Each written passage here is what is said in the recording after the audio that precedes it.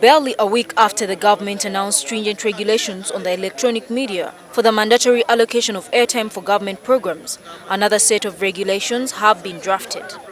The regulation will see journalists pay a fee of $200,000 to acquire a practicing certificate with an annual renewal fee of $100,000. The new regulations are contained in the document called the Press and Journalist Fees Regulations 2014. We have revised the fees slightly upwards in view of that money has lost value a bit.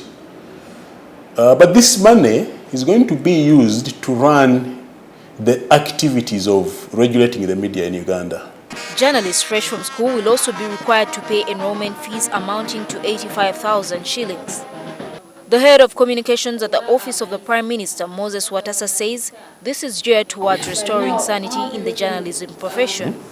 I have not done a survey, but I believe journalism is the most infiltrated profession in Uganda, with a lot of quack people and masqueraders pretending to be journalists. Bernard Tabaire, a media trainer at the African Center for Media Excellence, however, says the move is a deliberate plan by the government to stifle the media. The need for journalists to pay a fee to get a practicing license necessarily may block out some people. It creates a barrier to free expression. But Watasa says the fees that will be charged next year will help revive the National Institute of Journalists of Uganda.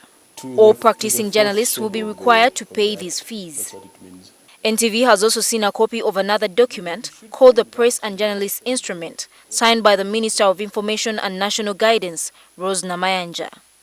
This document has revised the Code of Ethics of Professional Journalists by including issues of harassment of sources by journalists, obscenity, and reporting on children, among a range of other areas that will be off limits.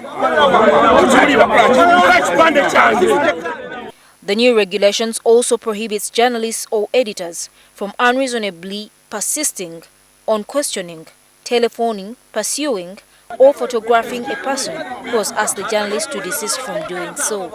The journalist should also be mindful that other people, the sources, also have some rights. But ethics shouldn't be a means to try to control the media, to make it difficult to report.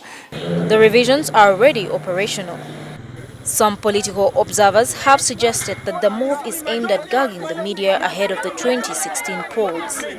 This code has nothing completely to do with the elections. Gertrude Tumusime with Kware, NTV.